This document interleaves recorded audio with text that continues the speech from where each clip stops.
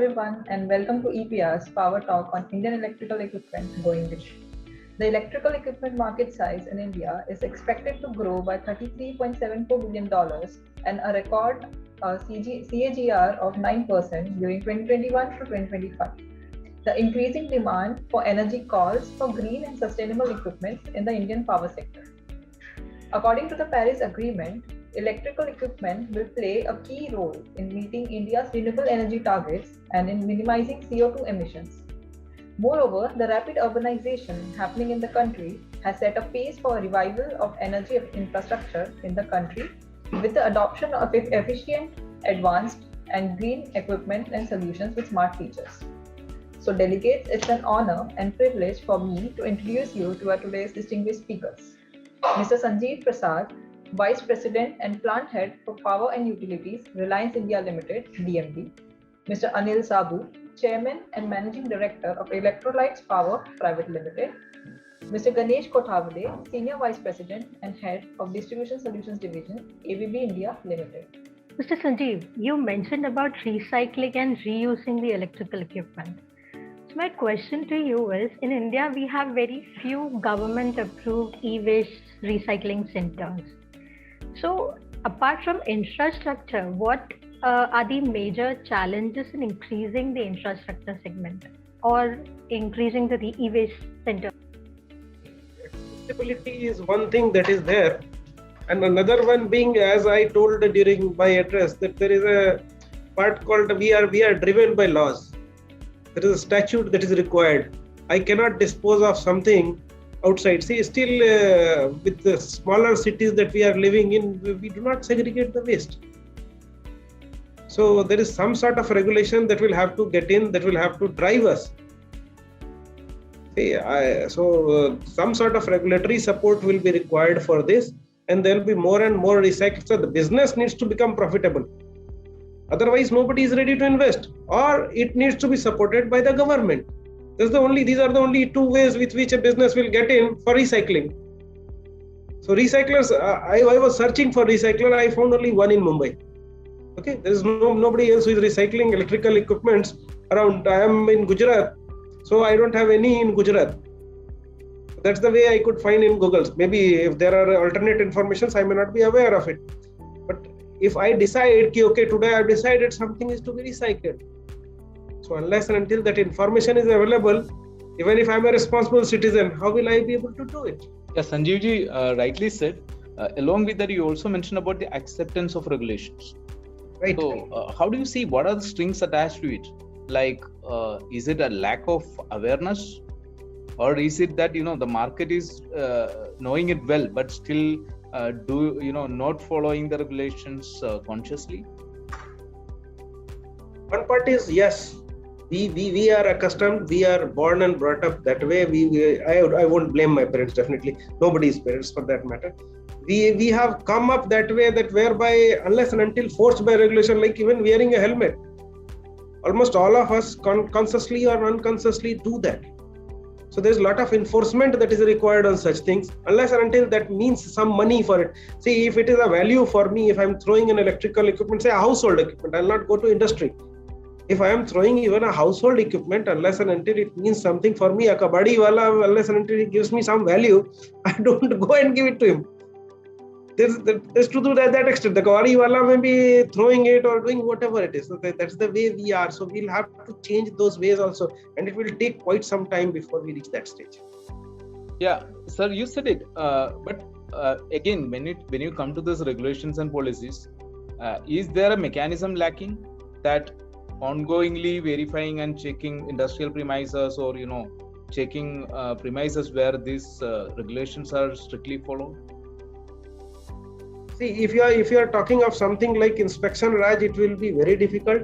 Under current circumstances, it is very difficult to find out what industries are doing. There are large scale industries. Can you imagine the kind of manpower or kind of strength that you will require to find out as to what every individual industry is doing? It is something which is not possible. It is only by education. It is rightly Mr. Sabu was telling a while ago that include it as a part of education.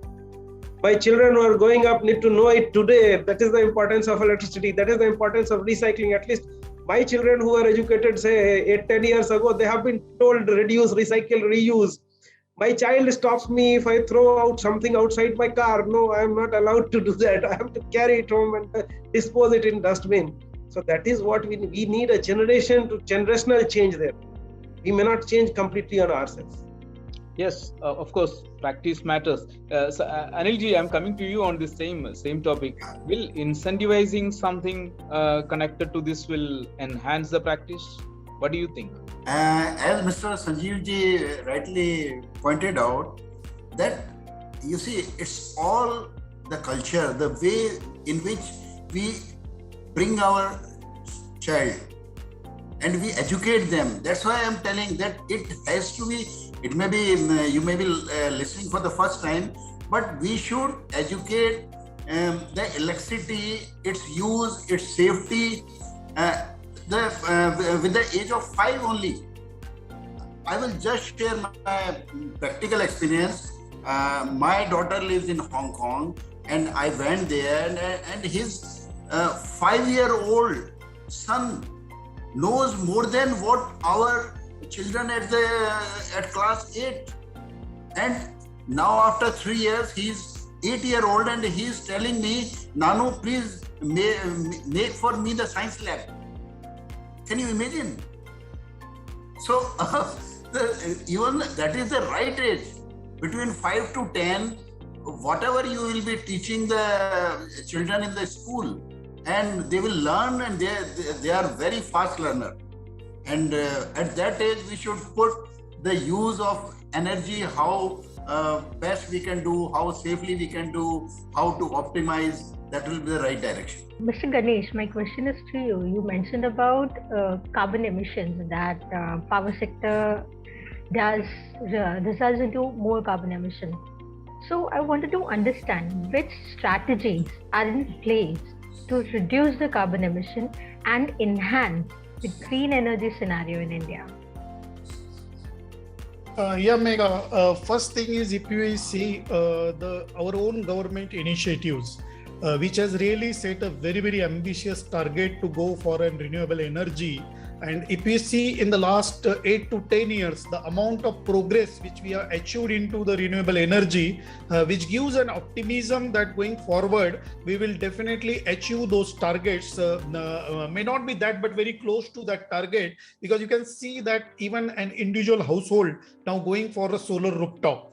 Majority of the buildings which are new coming, they are going with a solar energy. So and all the lands which were not used, or even on the canal tops, which are going with a solar. So the momentum is there. So we have to be optimistic that will something definitely will change the balance. And secondly, the awareness what has been getting created in our society about the environment, that itself will also add, like right now Sanju and Anil Sahab was giving an example. The children are putting a pressure on us. Okay, so we all are going to put pressure on each other to see that we don't use a plastic now. Okay, so we see somebody who is really using a plastic like he's something like a gawar, because that's the culture which we are changing. So overall awareness in the society will compel us to really reduce this carbon footprint day by day, because when we go for a shopping,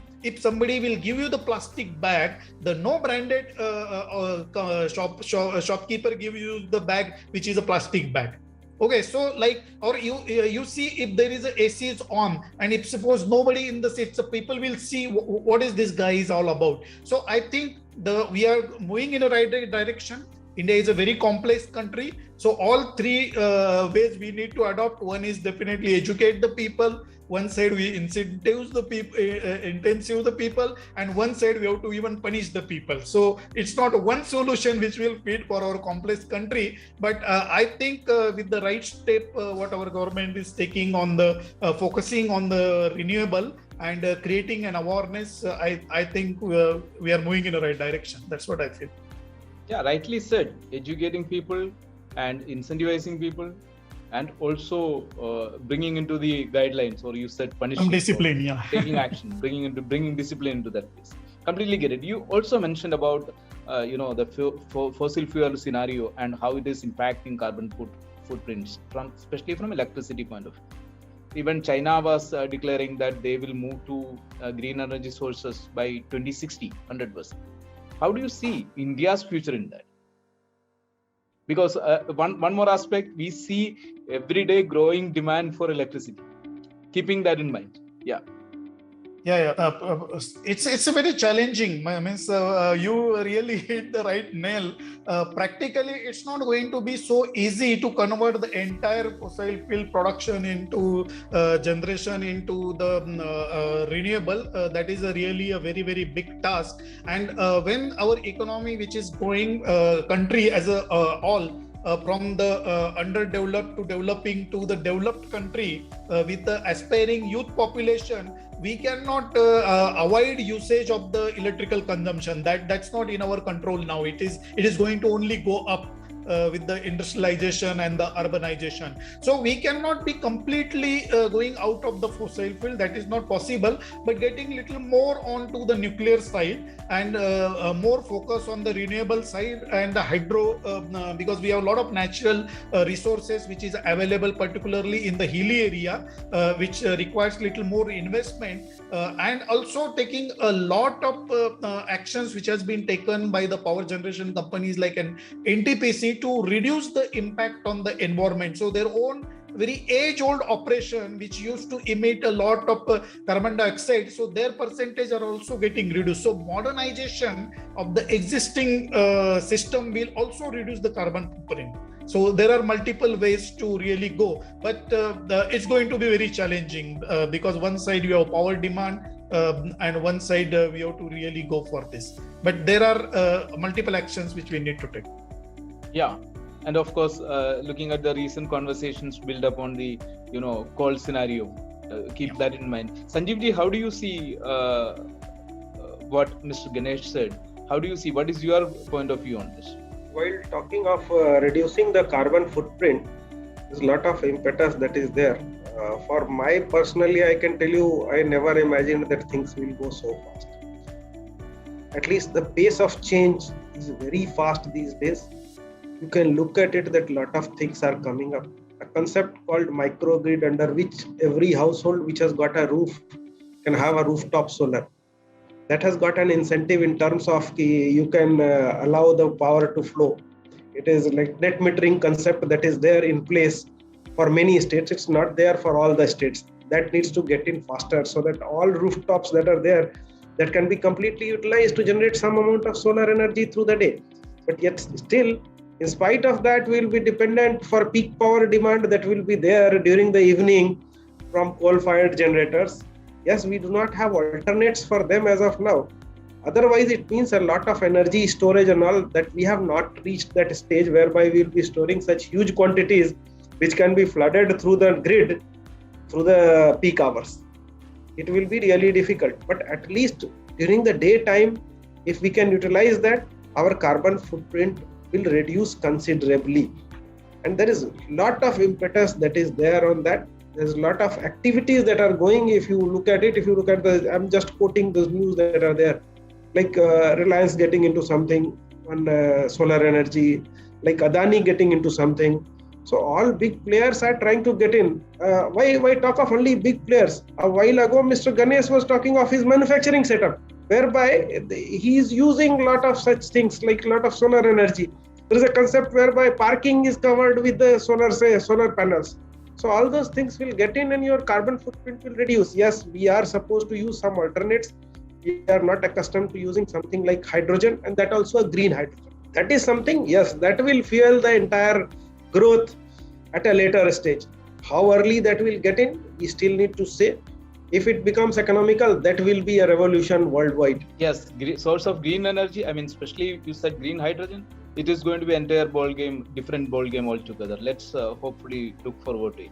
And you also said today power storage is not a big challenge because every rooftop is not a source of energy for us. I mean, available any day is not a source of energy for us. Absolutely right. Anilji, I'm coming to you with a different question. Like when we talk about green energy, it's very critical and essential to look at and every electrical equipment used in this process are energy efficient or are suitable for sustainable energy. How do you see manufacturers are approaching their manufacturing process in terms of upgrading their products into a level where energy efficiency will be their first priority? Is that happening really in the market?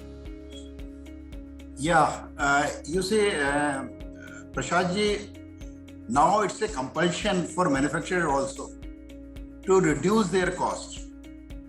And by adopting these measures, efficiency, by digitalization and other aspects, they can reduce their production cost as well as that benefit they can pass to customer. So everybody, this pandemic has really done a lot of good to all of us, because being manufacturers, everybody have no way except to reduce their costs, and they are adopting. I will just say one example that I have invested a lot of money in construction of my factory building, which is 150,000 square feet. And can you imagine that you need not to even put on the light for 12 hours. It is totally built like that. So because that is saving me, that is saving the cost. So like that, even on every machines, people are putting suppose energy meter just to see how much consumption it is going on. At the same time, if the consumption is more, then they can take care of that motor. Okay, there must be some fault. So both way, they are saving the energy as well as they are monitoring. So everywhere the manufacturers are putting such systems where they can save the cost and which can be passed on to customers. Yeah, Anilji, I was also asking, it's great that you mentioned about the user side of scenario. I was also asking about, for example, cables and wires manufacturers, electrical equipment manufacturers like transformers, switch gears. Are they really, investing for enhancing their energy efficiency of final output, or you can say products available in the market? You see, now the awareness has increased, and even in the, most of the manufacturers of transformers, because these are medium voltage and high voltage products, these are being purchased by electricity boards. Yeah. Actually, most of the electricity board power plant, they are buying their equipment, and all are aware of that now, which is the energy efficient transformer. So like CRGO, the right kind of raw material they are using, CRGO, and the losses, what they even calculate their cost, what they are incurring with the losses. We had, interestingly, we had a webinar with in Fab. When I was president of IEEMA, we had interaction with the Prime Minister on effective implementation of budget provisions in power and renewable energy sector. So there we suggested that we have to invest in people and process.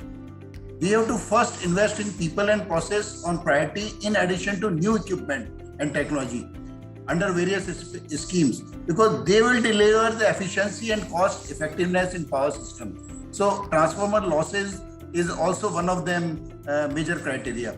The other thing, the cost effective way is standardization of products and system need to be implemented in the designs, specification, quality, and related to distribution of power. This shall really optimize the cost and performance of equipment. So there should be one design, one quality, one specification, and one standard for the entire nation. So that will really give that will really give the effective quality as well as, and cost reduction will be also there. Yes, thank you, sir. Mr. Sanjeev, what is your experience in that? In terms of when you talk of energy efficiency, there's a lot of change that we have seen on whatever equipments are being sold around. Our consciousness on energy has changed. There is a lot of work that has been done by BE. Thanks to them, that at least some mark, some rating is there. Whenever you buy a AC, there is a rating that is provided. You never used to know. You only used to know that you have bought a 1.5 ton AC. what energy it is going to consume, what is the rating that it has, whether it is a 5-star equipment or a 3-star equipment or a 2-star equipment. That is a branding that has started. How good that remains, how good that it sustains through the life, that still needs to be seen. We have not reached a stage whereby you will get the same performance of the equipment throughout its lifetime. But yes, initial branding, yes, it is there, and customer is conscious. If somebody is into retail of electrical and electronics items, he can rightly tell you as to how people come and ask for it, as to how energy efficient that equipment is. Okay. So always people look for a 5-star equipment instead of going for a equipment which will consume more power. Another 2-star equipment will not be sold to that extent. Yes, sir. Mr. Ganesh, you want to chip into it? Yeah, sure. There are 2-3 aspects which I will just like to bring into the table. So one is definitely this rating concept for the equipments what consumers use. But as a manufacturer, if you see, the tariff rates are really very high. Okay, so for all the manufacturers, energy optimization is a very, very important topic. So it is basically the incentive by itself is buying an equipment which are more energy efficient, which will make him more competitive. So that is definitely one of the compulsion where the manufacturers and the buyers will go for the more efficient equipment. Second part is, if you see the general environment where even the investors are now looking for an organization who are ESG compliant.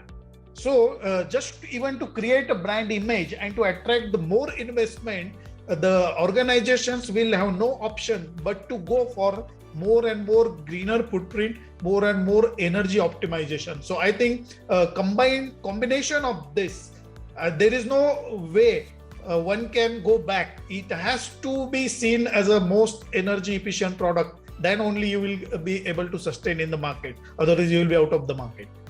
That's the situation. My question is for Mr. Anilji. Anilji, you rightly said that energy efficiency and monitoring systems is imperative because when we talk about next generation power sector, these two things definitely come into the picture. So I want to understand what are the existing challenges when we talk about implementing these advanced technologies at critical conditions. Very good question, Meghaji. The challenge is, I don't know, specifications. You see, there has to be one mechanism for the entire nation to adopt the one specification which is being done in consultation with 10 or 20 consultants, and they will provide the specification. They will say, you should not buy this equipment. If you buy this equipment, then there should be one provisions which can be added later, like in lightning arrestor. The surges are there. The monitoring system has to be there. Otherwise, it is of no use. Because otherwise, if you don't know when it is going to fail, then you will have to replace it, and that is the huge cost also and national loss also. So, in my opinion, there has to, for all the products, there has to be one standard specifications, and every manufacturer should follow that, in which they can build in the provisions. You see what happens that like electric car, there has to be a hybrid system. You can own something like right now, which you can add after 2 years, something else, which you can add on, instead of replacing that, you can add something in systems, electronics or monitoring. That has to be there. Yes, thank you, Anilji. You rightly said. Mike, coming to Mr. Ganesh, ABB is one of the technology providers. So I would like to understand from you that being a technology provider, what challenges are you facing in implementing them? Implementing these advanced technologies. Earlier, one point which is very important, which has been really brought by the Anil sir, is basically the education of the customers, education of the users. Because most of the time, as an experiment, we bring the new technology, but if the users really doesn't have that type of knowledge how to use it, then there is a chances of failure of the technology. So that is also one of the important point that you should have a very educated users, and they should jointly work so that they really know how to use this new technology. And second thing is basically any new technology which we'll be bringing, so somebody has to make a start.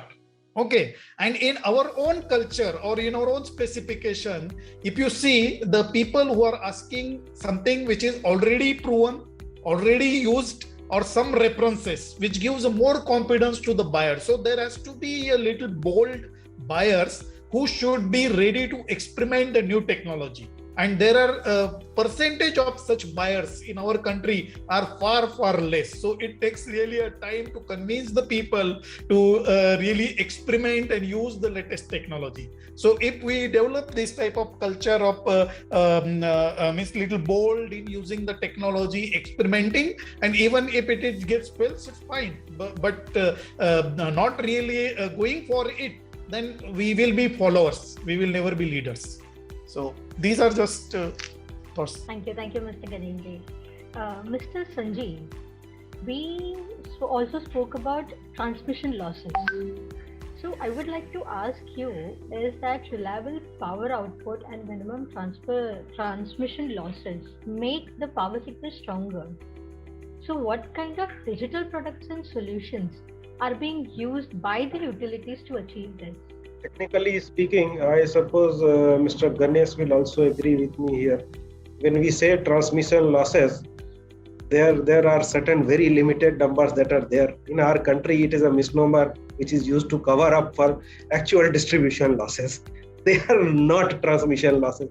Okay, when you say transmission losses, yes, there are technologies, there are things with which you can work on, and you will not have as much of losses as it is there.